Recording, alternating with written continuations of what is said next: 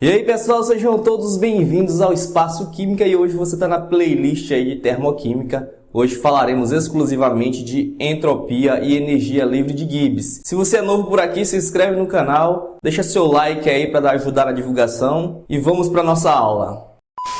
Entropia e energia livre de Gibbs. Isso aqui na verdade é para você determinar a questão da espontaneidade das reações. Para você saber se uma reação é espontânea ou não espontânea.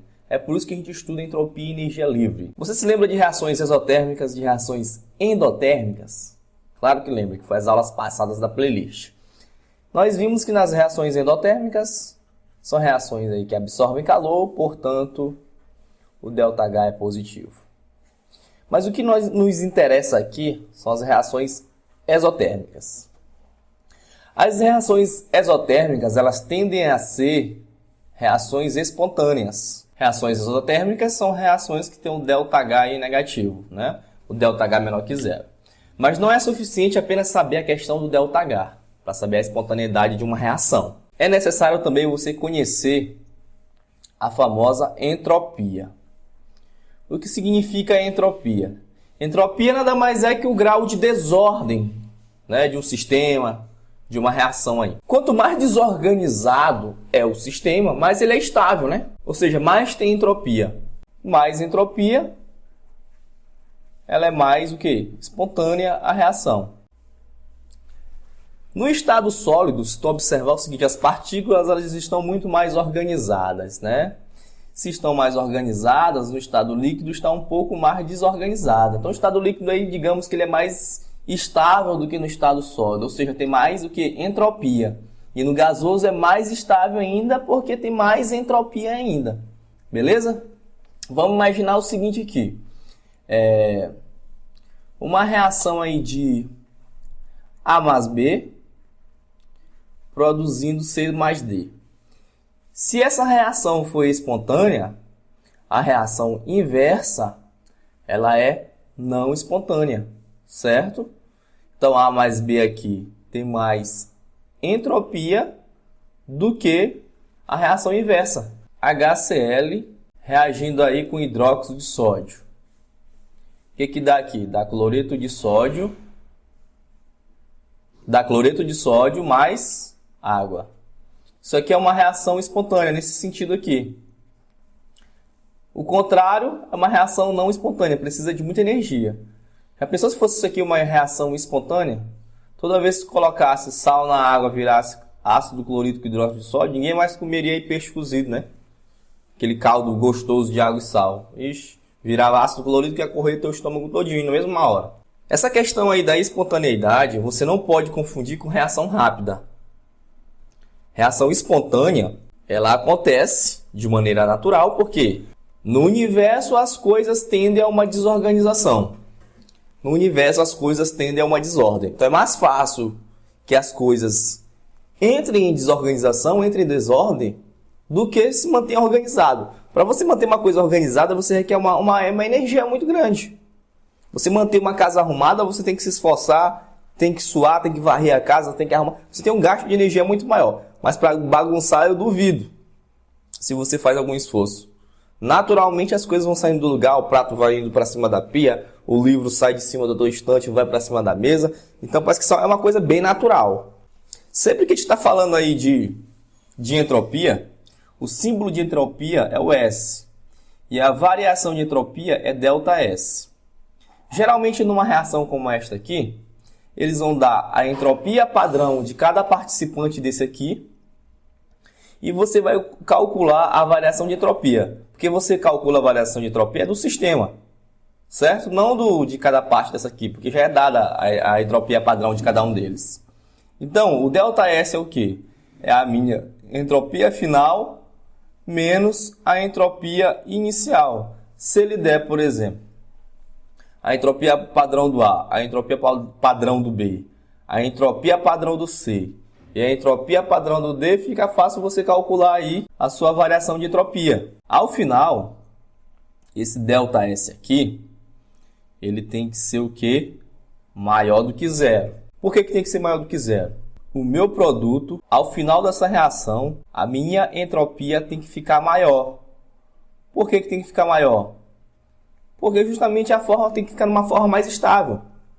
Por isso que tem que aumentar a entropia. Por isso que o meu ΔS aqui ele é maior do que zero.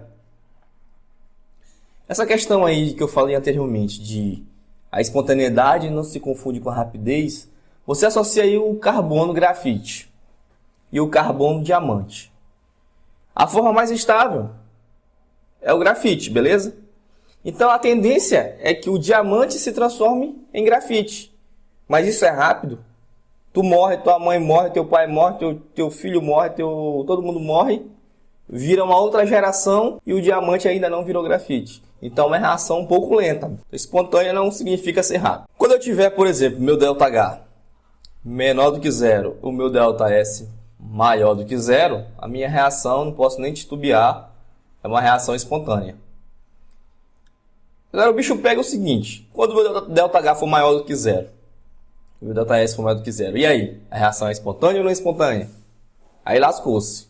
E aqui vai depender de um fator muito interessante, que é a temperatura. Essa outra situação aqui, ΔH menor do que zero, ΔS menor do que zero. E aí, é espontânea ou não é espontânea?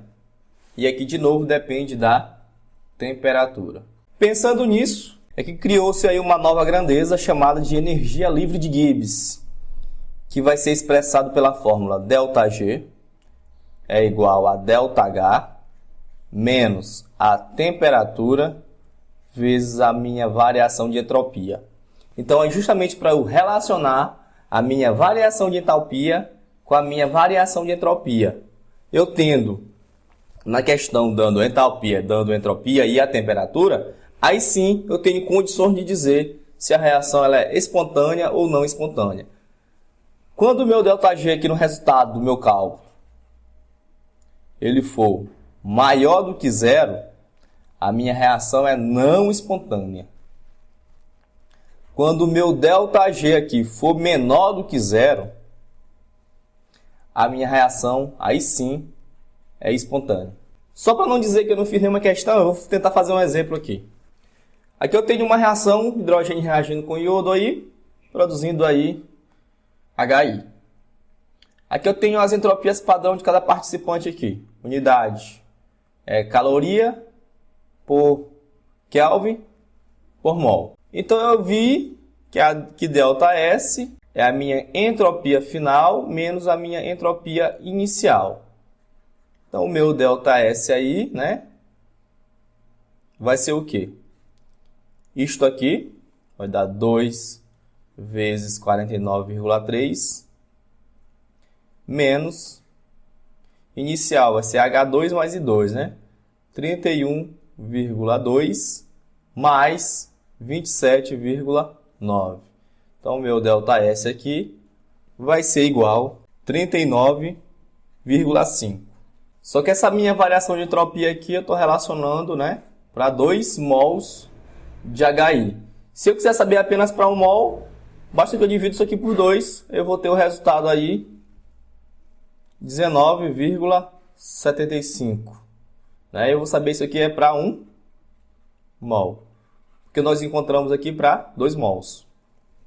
A unidade disso aqui é caloria Kelvin mol.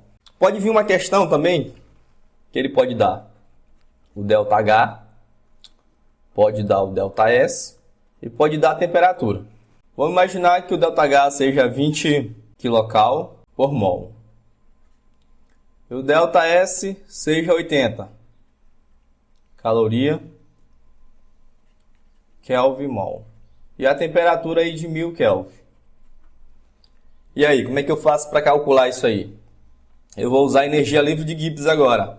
ΔG é igual a ΔH menos temperatura vezes ΔS. Então, ΔG vai ser igual a variação de entalpia.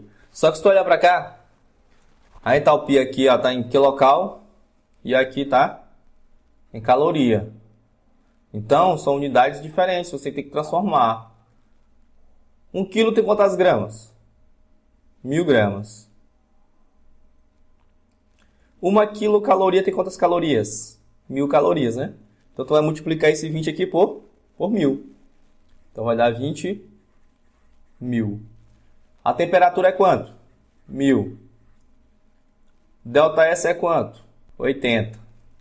Logo, ΔG vai ser igual a 20.000 menos 80.000. Sinais são diferentes, conserva o sinal do maior, né? Dá menos 60.000. O que? Cal por mol. Tu pode transformar isso aqui para quilocaloria. Transformando, basta tu dividir por 1000. Então, ΔG aqui vai dar menos 60 quilocal por mol. Se você gostou, clique em gostei e até a próxima videoaula, galera. Falou!